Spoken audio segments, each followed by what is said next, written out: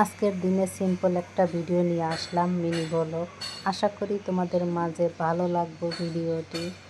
আর এই রুটি কলা ছিল সন্ধ্যার, আর ছিল দুধ। এগুলো কিন্তু গ্রাম থেকে আনা দুধগুলো সাদা প্যাকেট করে বিক্রি করেছে দোকানে, তাই দোকান থেকে নিয়ে আসছে।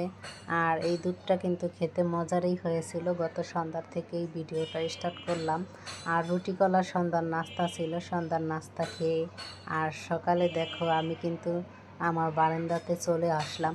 বারান্দাতে এসে গাছে পানি দিতে এসে দেখলাম যে শাকগুলো ভালোই বেশ হয়েছে মাশাল্লাহ। এখন শাকগুলো তো তুলে নিতে পারবো। যাক, করল্লা গাছটাও মাশাল্লাহ খুব সুন্দর হয়েছে, সবাই মাশাল্লাহ বলে যাবা। তাই শাকগুলো তুলে নিচ্ছি, পাতাগুলো তুলে নিব মাছ দিয়ে রান্না করার জন্য। আর আমি কিন্তু মাছও ভিজিয়ে রেখে দিয়েছি। আমার কাছে কিন্তু মাছ দিয়ে আলু মিলিয়ে রান্না করলে কিন্তু বেশ ভালোই লাগে। চিনি ডিব্বাতে দেখলাম চিনিগুলো শেষ হয়ে গিয়েছে, তাই আজকে আবার চিনিগুলো ঢেলে নিলাম।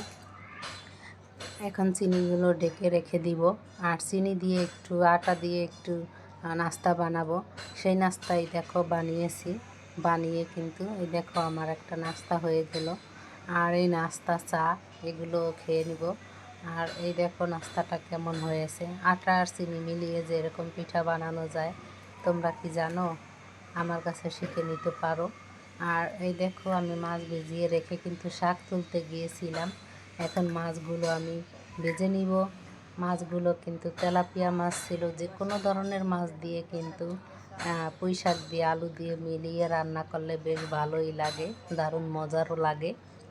আমাদের ঘরের সবাই পছন্দ করে, আমার কাছেও অনেক পছন্দের। যাই হোক, মাছগুলো ভেজে রেখে দিলাম। এখন এই দেখো মাশাল্লাহ শাকগুলো এক খাসি হয়েছে দেখো।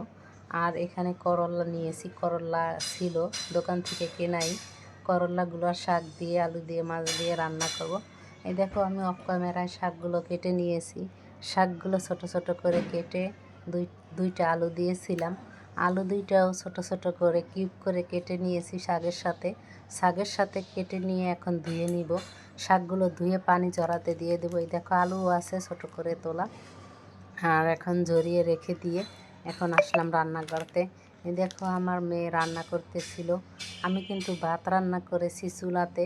আর এখন দেখি একেবারেই গ্যাস চলে গেছে, তাই কারেন্টের চুলা নামিয়ে একটু বসিয়ে দিলাম। এই দেখো আমার শাক দিয়ে কিন্তু কষানো হয়ে গিয়েছে। কষানো হওয়ার পরে দেখো আমি চুলাতে বসিয়ে দিয়েছিলাম মশলা।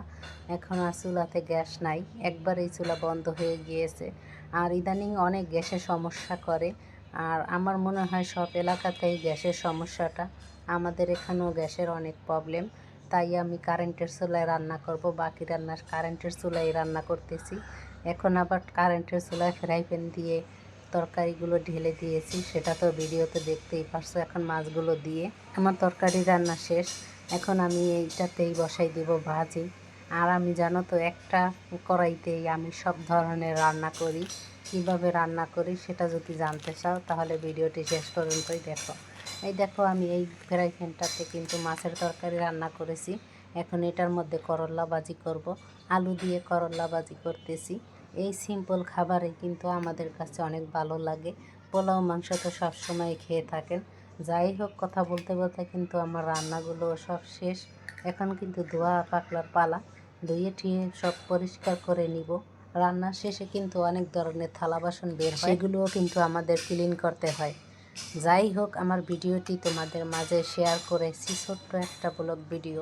কেমন হয়েছে ভিডিওটি অবশ্যই কমেন্ট করে জানাবে। আর সবাই ভালো থাকবেন, সুস্থ থাকবেন। দেখা হবে আর একটা ভিডিওতে, আর একটা কোনো ভিডিওতে তোমাদের মাঝে আবার দেখা হবে। সে পর্যন্ত সবাই ভালো থাকবেন, সুস্থ থাকবেন। আর আমার ভিডিওটি কেমন হয়েছে অবশ্যই কমেন্ট করে জানাও।